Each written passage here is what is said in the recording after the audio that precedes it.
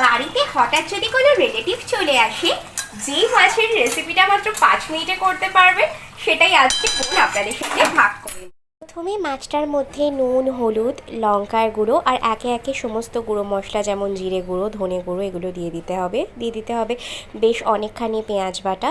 তারপর এর মধ্যে বোন কুচিয়ে টমেটো দিয়ে দিয়েছিল আর দিয়ে দিয়েছিল আদা বাটা এবং কাঁচা লঙ্কা। সবশেষে দইটা দিয়ে ভালো করে এটাকে মিক্স করে নিয়েছে বোন। তারপরে এর মধ্যে একটুখানি সর্ষের তেলও দিয়ে আবারও সমস্তটাকে মিশিয়ে সাইডে রেখে দিয়েছে।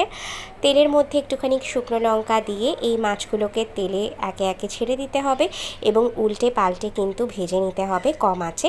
তো দেখতেই পাচ্ছেন এরকম করে বোন ভালো করে ভেজে নিচ্ছে। কারিটাও বোন দিয়ে দিয়েছে। ভালো করে এখানে বেশ অনেকক্ষণ সময় নিয়ে মাছটাকে নাড়াচাড়া করে ভেজে নিতে হবে। মশলার যে জলটা সেটাও দিয়ে দিতে হবে। একটু ফুটে এলে ভাজা মশলা ছড়িয়ে নামিয়ে দিতে হবে।